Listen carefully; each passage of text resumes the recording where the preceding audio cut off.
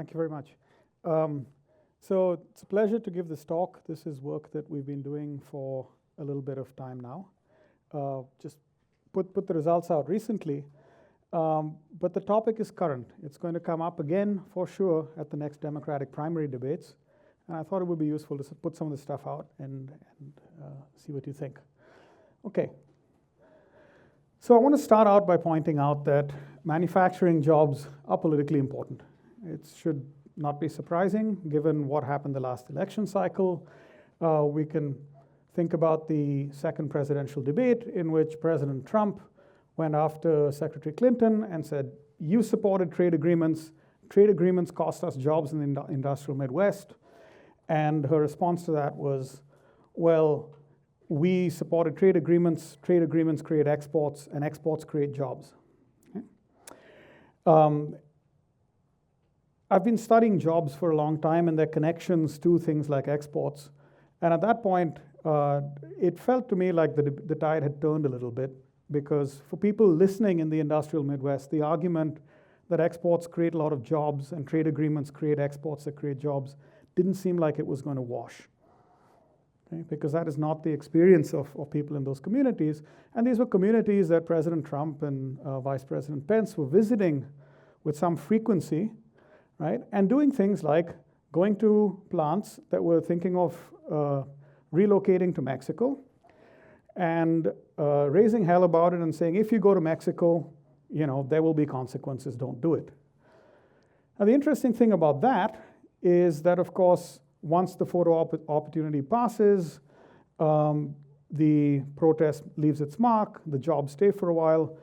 Quite often, the jobs go anyway. The plants relocate later. So the economic pressure to actually move manufacturing jobs to other parts of the world is real, and it's quite strong.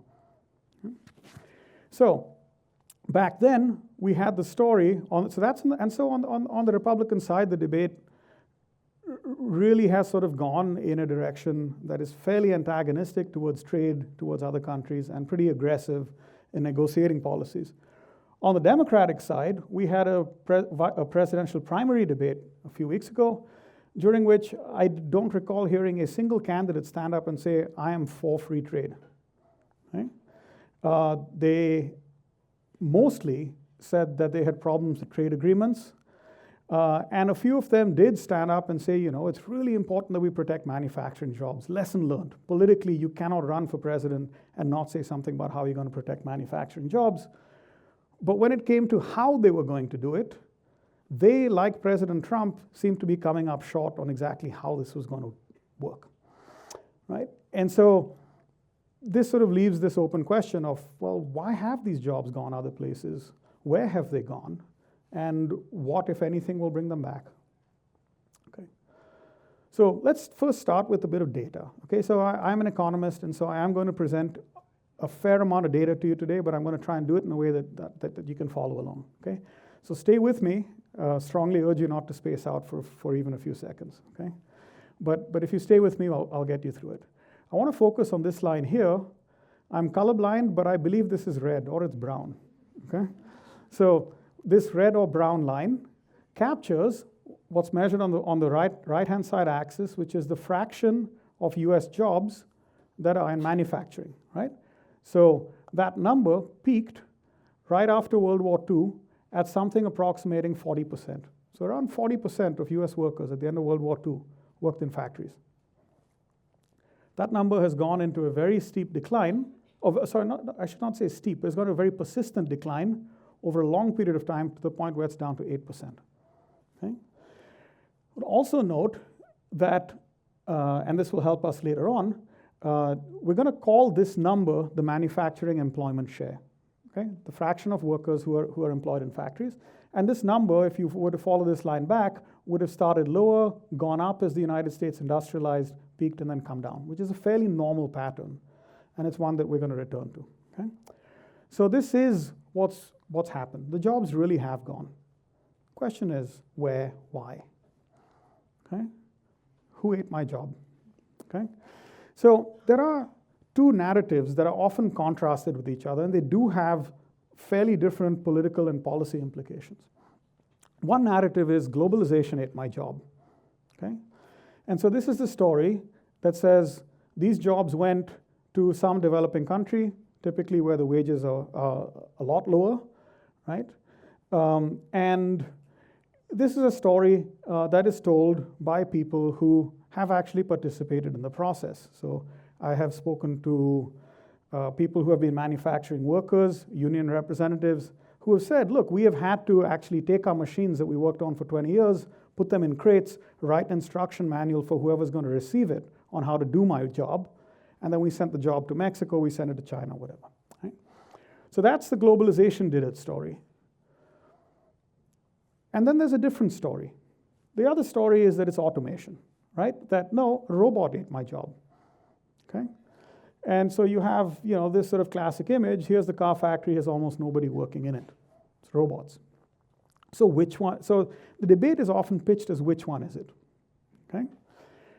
And why that matters is because, if you think that globalization did it, you're likely to take the stance that globalization, trade liberalization has not been good for you as an American worker, right? And maybe we need to do something about that, right? So take a tough negotiating position with other countries, maybe shut down some trade, etc. If you think that automation did it, well, foreign policy isn't going to save you. The problem is automation, and what we all need to do now is either ban the robots, unlikely to happen, so start retraining, everybody go to college and prepare for a job in the services sector, okay? So these are the two stories, and we're often told, you need to choose which one is it, which side are you on. I'm going to try and get us away from this false dichotomy. I think the dichotomy is a false one. And I also want to push a little bit harder to say, let's just answer a few questions about these stories. So automation. Look, you could automate lots of things. You could automate the flipping of hamburgers, but we haven't done it, right? You can automate cars, and we have done it. So why? Right? Why do we automate some things and not others? If you're going to say it's globalization, well, the question is, well, what is it about globalization? What made it happen? One set of arguments hinges on quote-unquote unfair trade deals. These are trade deals that supposedly the developing world came to the negotiating table and just outmaneuvered the United States in negotiations, gave up relatively little, right? They opened US borders to their goods, and without doing the converse for them. And so those unfair trade deals are what have cost the United States. I won't say a lot about that. I can take questions on that later, but my sense of it is that's not really how trade negotiations work. The United States has never been seen as a pushover at the negotiating table. The further argument is, that there are low labor standards in developing countries, and so it's cheaper to produce there. And so if you take down the trade barriers, corporations will ship the jobs overseas. Now, so there's something to some of these arguments. I'm not going to tell you all of these arguments are false, but I just want to cast some doubt on how much explanatory power they have. So if it's unfair trade deals and low labor standards, let's take the view of Ross Perot, who, regret to say, passed away last week. But Mr. Perot, when he was running for president, talked about how if once NAFTA was signed, there would be a giant sucking sound of US jobs moving to Mexico, right? Because of these. Now, NAFTA got signed in 1993. In 1990, Mexico had a manufacturing employment share of about 19-point-something%. That is 19-point-something% of Mexican workers worked in factories. 1990. 1993, NAFTA signed. By 2000, that number is 19-point-something%. And by 2010, that number's fallen to 17-point-something%. So if there was a giant sucking sound, those jobs, well, they may have got sucked to Mexico, but then where are they? Why aren't they in Mexico? Well, Mexico, it turns out, had some of its jobs go to China, and China had some of its jobs go to Vietnam, and Vietnam had some of its jobs go to Bangladesh, and Bangladesh had some of its jobs go to Myanmar. This is a constant thing that is happening. Jobs are on the move, right? So it's not just a US concern. And it's not entirely clear, right, that if you, a priori, and I'll show you our research on this, that if you look around, you'll be able to find our jobs somewhere else. It's not even clear what our jobs are, right? Maybe you could trace a few machines as they move in shipping containers, but that's about the best you could do. Otherwise, factories close here, factories open there. Are they the same jobs? Who knows, right? The other argument is currency manipulation, and the argument here is that you have countries, particularly in East Asia, that have tried to maintain the value of their currency artificially low, because if your currency is cheap, then other people, let's say American buyers, can buy your currency by giving up relatively few US dollars, and so they can buy your manufactured exports for relatively few US dollars, and it makes your products cheap and competitive. And so the argument goes that by doing this, these countries have stolen US jobs. Okay? Now these are not arguments that serious economists are making. These are arguments that are very much alive in public discourse. Okay? There are problems with each of them. I've already indicated sort of the problem with the unfair trade deals. We don't really have evidence that the trade deals were really weighted in favor of developing countries against rich countries. The low labor standards do exist. That's true, but we can't trace in very clear ways where those jobs have gone, although I will show you some data as we go. And the currency manipulation argument, well, if that were true, then if we could just get countries to stop manipulating currencies, the US trade deficit would shrink and we would get some of those jobs back. The fact of the matter is we tried to do this in 1985. So we had the Plaza Accords, the Japanese yen got revalued upwards. Japan was required to value its currency upwards. It agreed at the negotiating table to do it, and the effect on US manufacturing jobs was basically nothing. Okay? So this kind of narrative, even if it is true that the jobs are not in the US and are in developing countries, these kinds of reasons aren't going to lead us to policies that help, from a US perspective, to fix the problem. So another question I want to ask is, well, so was it something else? And if so, what? Why did these jobs go to other places? Okay?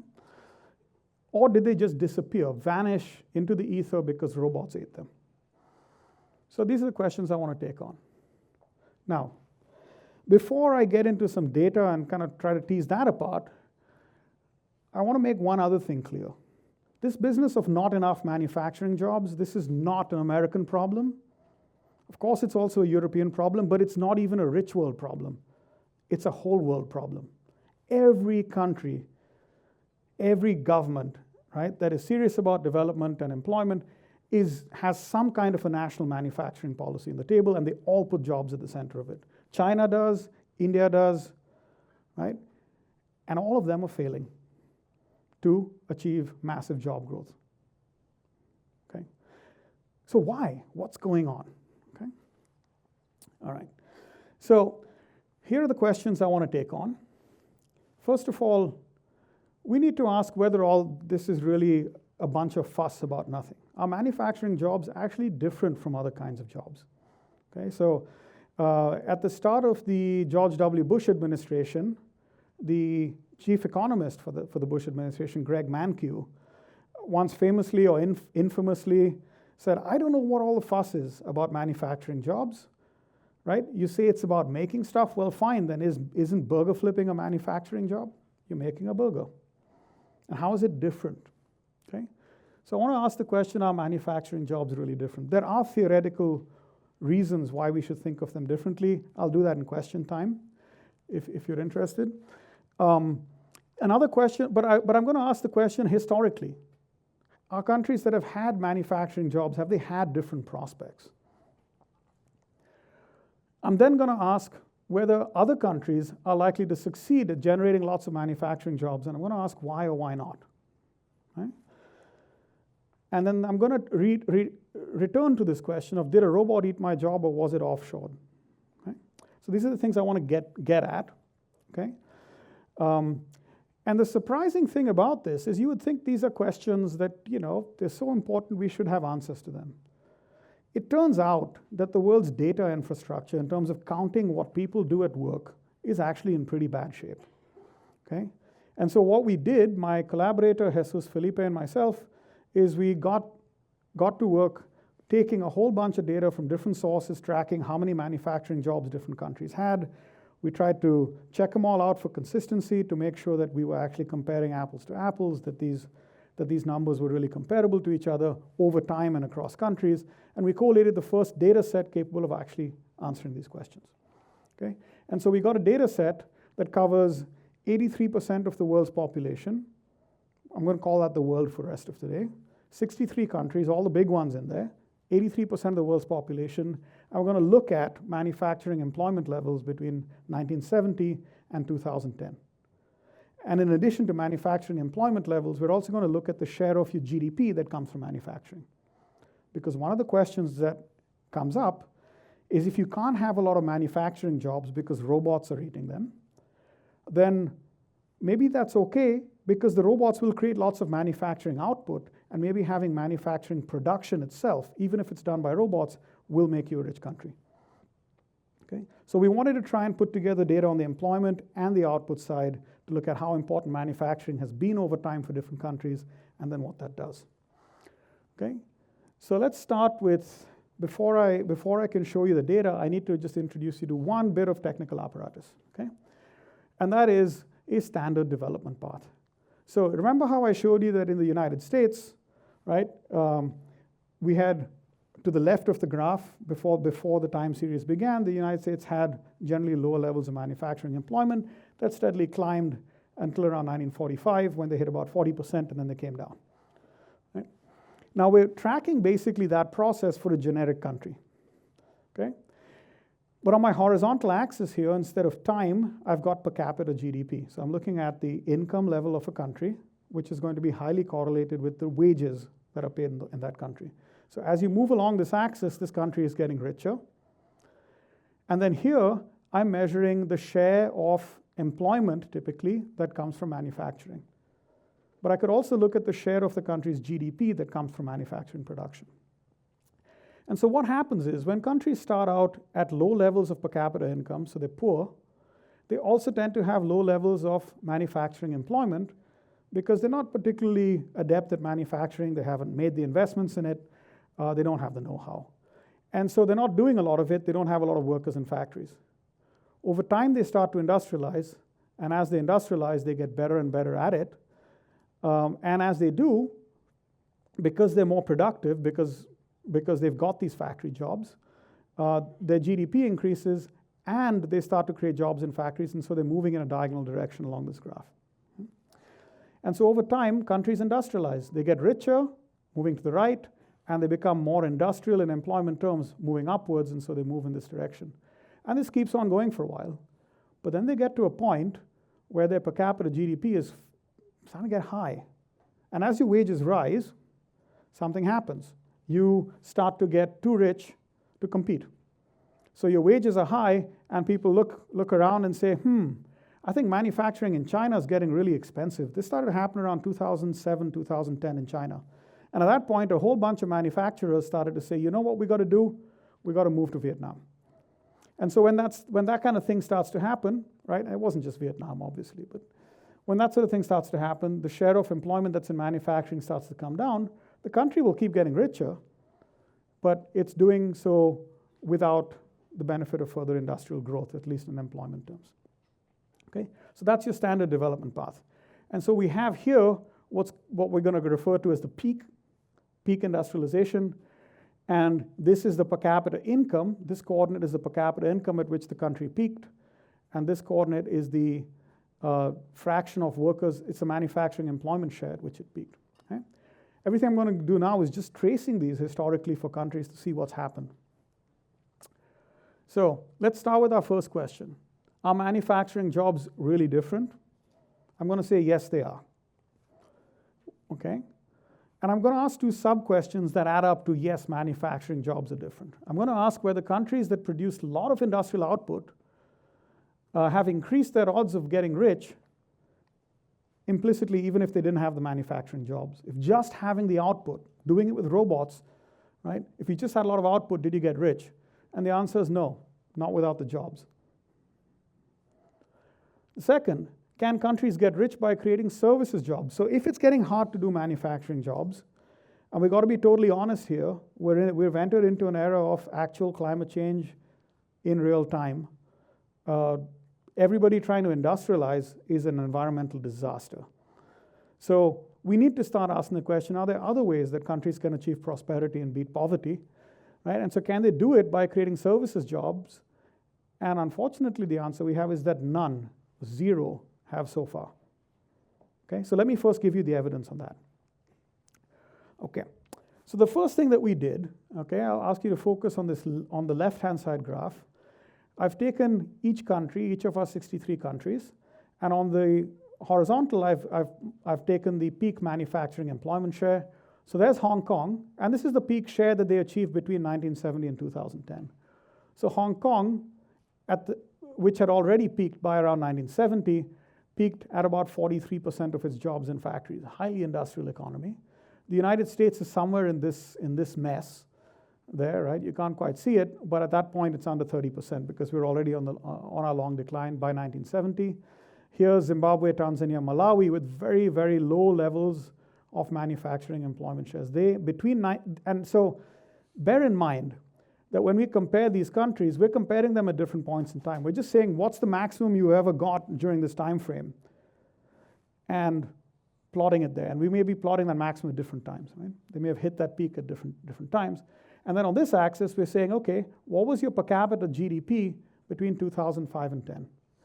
Don't be alarmed by the log and the fact that these numbers don't seem to reflect any units you know. It's simply more is better, more is richer, okay? Just think of it that way. And so what you've got here is, I think, one of the closest relationships I've seen ever in any inter-country comparison I've ever studied in economics. Having had a lot of manufacturing jobs is highly predictive. And so having had lots of manufacturing jobs between 1970 and 2010 is highly predictive of your level of income at the end of that time period by 2005-10. Okay? And then ask, well, what if it was just output? So if you didn't have the jobs, but you were producing the output and a lot of your GDP came from manufacturing, does that predict being rich later? Well, yes, it does, but nowhere near as strongly. So what really seems to matter is the jobs. And so then we said, let's take it one step further, okay? Because this is such a strong relationship, we thought we better have a closer look at it. So we took our 63 countries, and we split them, we actually categorized them 3 different ways. The first is we said, are you rich or not? So in 2005 or 10, if your per capita GDP was over $12,000, we said you're rich. All the rich countries are the ones that appear in bold. Austria, Belgium, Canada, Denmark, France, Greece, Luxembourg, not Mexico, Netherlands, Portugal, Australia, Finland, not Malaysia, so on and so forth, okay? So these are all the bold countries are our rich countries. Then I drew a line and I said, okay, if you peaked between 1970 and 2010 at less than 18% of your jobs in factories, we'll put you on the left. And if you peaked with more than 18% of your jobs in factories, we put you on the right. And what we find is every single rich country is on the right. There is not a single country that was rich by 2005, 2010, other than a few oil-producing countries that we threw out, like Saudi Arabia, right? Not a single one that did it without having had a lot of factory jobs. That's a pretty compelling argument that you don't get rich without the jobs, and none have done it through services. They've all had to have manufacturing jobs. Okay, now, next question. Are other countries likely to succeed at generating lots of manufacturing jobs? Our answer basically is no. Okay, so let's go back to this graph that we had earlier. So let's say this was the earlier line. So let's say back in the 1970s, this is what it looked like. Countries began, right, at some GDP level, and as they got richer and industrialized, you know, as they industrialized, they got richer, but then they peaked out, and they may have peaked out at a per capita GDP of something like, at the time it might have been about $30,000 per capita, right? And only then did you start losing your jobs to other countries or to wherever. And you did so at per capita incomes on the order of something like 30%. If you come back to this same chart and you say, okay, what's happening in 2010? The argument is that this chart has shifted downwards. That is, you start to industrialize. Instead of having achieved 30% manufacturing jobs, you're going to do it at about 18% or 15% or 14%. We'll see empirically what it is.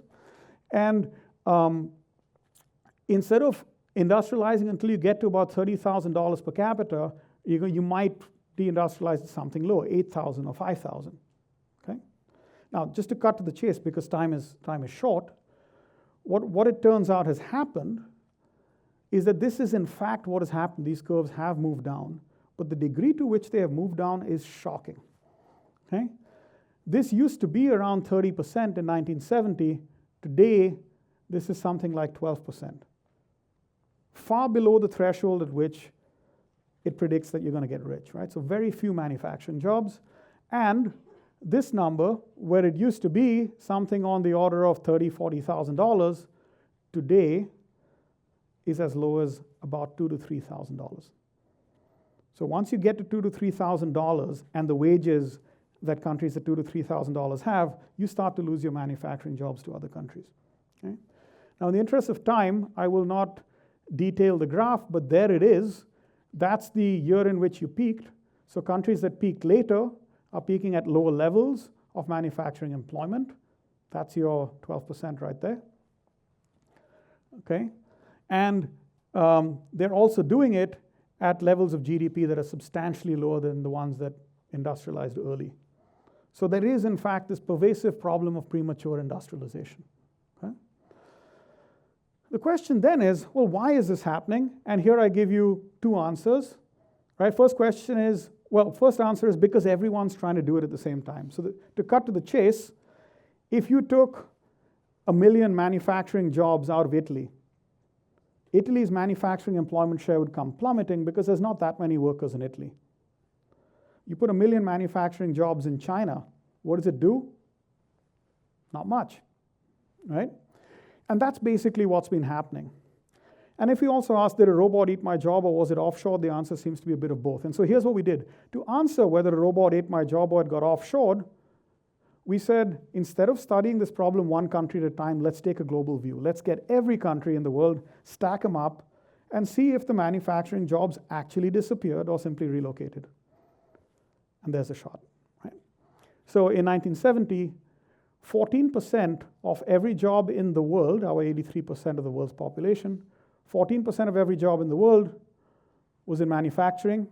In 2010, 14% of every job in the world was in manufacturing. Didn't really change. Okay?